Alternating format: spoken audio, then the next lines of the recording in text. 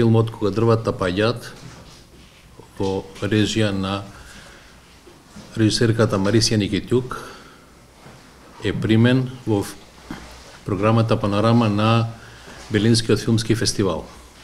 Ова е украинско-полско-македонска копродукција која што се изразвиваше минативе неколку години преку неколку маркети, работилници, каде што овој проект освои повеќе награди.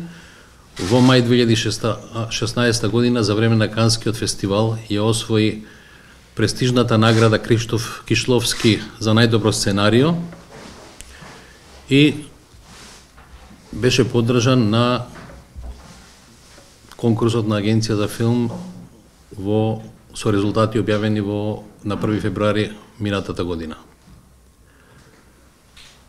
За овој период креативната екипа од Македонија, предводена од монтажерот Блаже Дулев, која направи монтажата, главниот дел на монтажата на филмот. Крсте Господиновски ги направи визуелните ефекти заедно со цел тим 3D и артисти за визуелни ефекти, и композиторот Александар Пејовски сними 2 музички теми, оригинални музички теми за овој филм и даде уште 2 негови готови снимени теми кои што одговараа на атмосферите на филмот за овој филм. Практично имаме 3 големи кредити со големи авторски имиња од Македонија на овој филм. Како за споредба, Полска беше предвидена со 1 кредит за директор на фотографија, но бидејќи снимањето минатата година кој што требаше биде во Македонија беше одложено, а директор на фотографија имаше веќе закажен термин, го предаде филмот на уште еден директор на фотографија да го заврши филмот. Но после година дена еве го филмот е примен на Берлинале и ќе се надпреварува за десетина награди за време на овој еден од најголемите филмски фестивали во светот. Убава беше прво шансата да се работи на филм кој што доаѓа од една нас, може би блиска, но сепак подалечна земја, како што е Украина. И интересна беше соработката со Марисија, која што во принцип овој е нејзин прв филм, она нема формално филмско образование, но има веќе изработено неколку кратки филмови, во принцип е сценариста. И интересен беше аспектот што она токму веројатно и тоа е една од поголемите причини во незиниот оригинален пристап, пошто не робува на класичните филмски правила, токму заради тоа што го нема тоа формално филмско образование, она има свој засебен интересен и специфичен пристап во решавањето на сцените и од друга страна тој пристап изобилува со оригиналност кој што е фала му на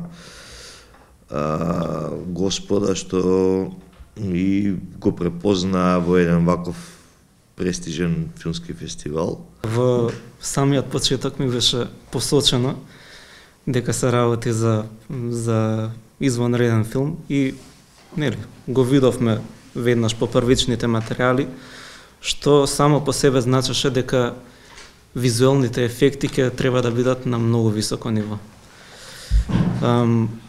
Како што кажа колегата Дулев, режисерката беше доста специфична и си ја знаеше работата и не можеше ништо да се протне, не е дека имало опит, но се требаше да биде на едно перфектно ниво.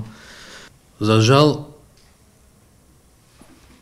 овој проект започна со формална одлука на Агенцијата за филм да се даде поддршка, се потпиша пред договор за финансирање на проектот и на почетокот на јуни минатата година поднесени се документи со барање да се потпише главен договор за да се префрлат 80% од финансиските средства за да се реализира проектот.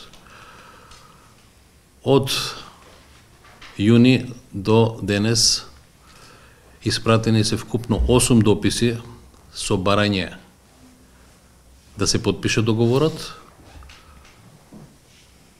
и со секој нов допис беше известено за фазата и делот од работите кои што се завршени на овој проект. Но од Агенцијата за филм имаше образложение дека се чека на одлука на управниот одбор и тоа беше и до седмиот допис кога званично ја известив Агенцијата за филм дека овој филм е официјално примен на Берлинскиот филмски фестивал на почетокот на јануари оваа година. Со 8-миот допис ја известив за званичниот дел, денот на проекција, сето она што е званичен дел за учество на фестивалот и повторно поборав одговор до денес се уште неам добиено. Сепак ќе причекам официјалната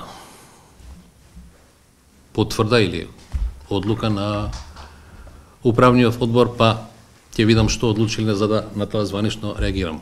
Филмот е пријавен дека ќе се снима во Македонија во декември минатата година, предминатата година, 2016 година, со самата апликација. Според Законот за филмска дејност, резултатите на конкурсот од август се одлучуваат во октомври истата година.